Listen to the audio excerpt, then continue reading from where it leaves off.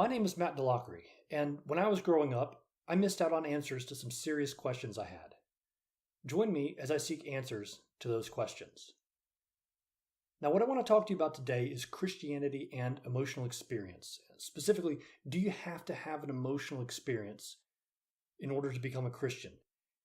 And the answer, I think, is no, and I certainly hope that it's no because I never had one. The best I can tell you about when I think that a switch changed in my life to when I went from one path to another path was when I was about 13, and I didn't have an emotional experience of God's love or anything like that.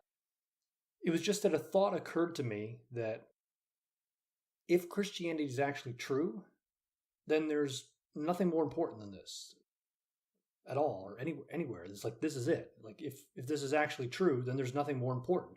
And so I set about on the path of trying to figure out what Christianity was all about. And that, after a lot of years led me to where I am now.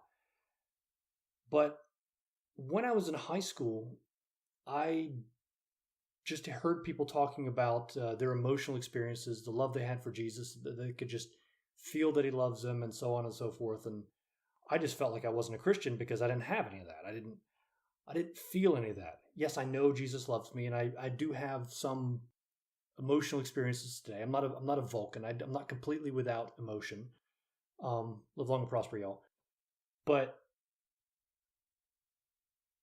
it's just that I'm more of a head person than a heart person. So I'm much more about the thinking than I am the feeling. And that's not a better or worse thing. It's just a difference. Some people focus more on one than the other.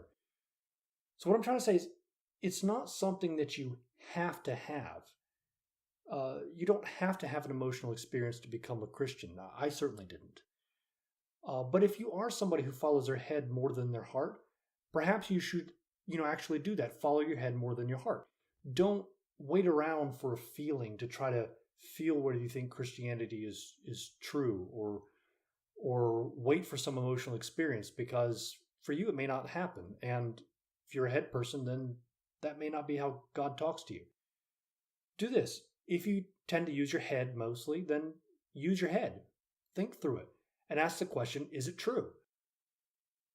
And look at the evidence. Look for answers. Try to find out, is there even a God at all? Like, did Jesus rise from the dead? And if these things that are central to Christianity seem to be actually true, then perhaps it's worth following, whether you have an emotional experience or not.